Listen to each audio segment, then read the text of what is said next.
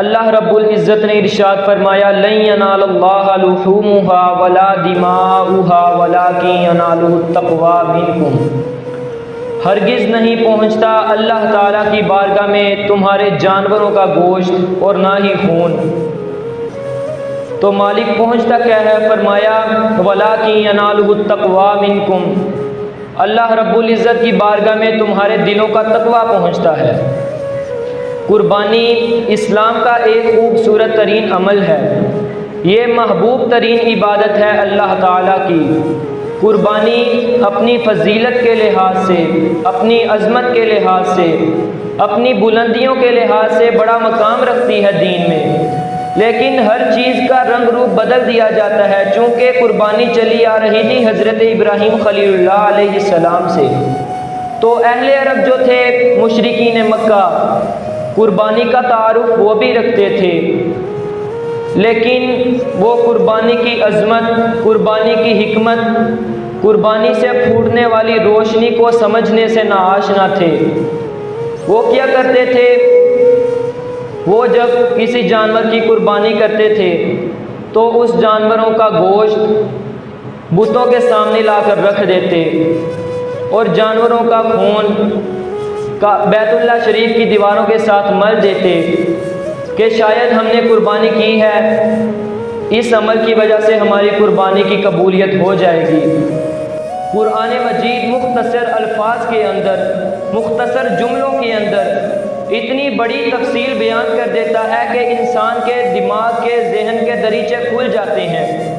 اللہ تعالیٰ کھانے پینے سے پاک ہے، بے نیاز ہے مالک۔ اللہ تعالیٰ نے ارشاد فرمایا لن ینال اللہ لحومها، ہرگز نہیں پہنچتے اللہ کی بارگاہ میں تمہارے قربانی کے گوشت، ولا دماؤها، اور نہ ہی خون پہنچتا ہے، تو مالک پہنچتا کیا ہے؟ فرمایا ولکن ینالہ التقویٰ منکم، اللہ تعالیٰ کی بارگاہ میں تمہارے دلوں کا تقویٰ پہنچتا ہے۔ تمہارے دل میں کیا ہے؟ تم اپنے رب کی رضا کتنی چاہتے ہو، یہ بات جاتی ہے۔ اور یہ ایک بڑا اہم مسئلہ، قربانی کے بڑے جانور میں کتنے حصے ہوتے ہیں؟ 7۔ کتنے حصے ہوتے ہیں؟ 7۔ اب 7 حصے ہیں قربانی کے، اب 7 کی نیت قربانی کی ہونی چاہیے، 7 کی۔ مثلاً 6 حصے ڈل گئے، بڑے امیر آدمی نہیں تھے، کوئی نارمل سے آدمی تھے، انہوں نے 6 حصے ڈال لیے، اب 7واں حصہ مل نہیں رہا۔ انہوں نے ایک امیر آدمی کو جا کے کہا کہ جناب آپ نے پہلے سے 2-3 بکرے بھی لیے ہوئے ہیں، تو مہربانی کریں ہمارے ساتھ شامل ہو جائیں، ہمارے ساتھ حصہ ملا لیں۔ اب اس کے ذہن میں یہ آتا ہے کہ جناب میں نے 2-3 بکرے تو پہلے سے لیے ہوئے ہیں، تو میں ایسا کرتا ہوں حصہ ڈال لیتا ہوں، میرے حصے جو گوشت آئے گا میں اس کا بڑا قیمہ کروا کے رکھ لوں گا۔ ایسا ہوتا ہے ہمارے مومن معاشرے میں۔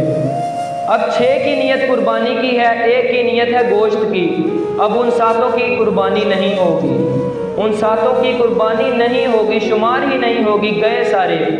اسی لیے قربانی سے پہلے اپنی نیت پکی کر لیں، اپنی نیت قربانی کی رکھیں، کیونکہ اللہ تعالیٰ کی بارگاہ میں دلوں کا تقویٰ پہنچتا ہے۔ فرمایا اللہ کی بارگاہ میں نہ ہی گوشت پہنچتا ہے اور نہ ہی خون، اللہ تعالیٰ کی بارگاہ میں تمہارے دلوں کا تقویٰ پہنچتا ہے۔ جب آپ قربانی کا جانور خریدیں تو اپنے دل سے پوچھ لیں آپ کا دل کیا کہتا ہے، آپ جانور کس ارادے سے لے رہے ہیں، کس نیت سے لے رہے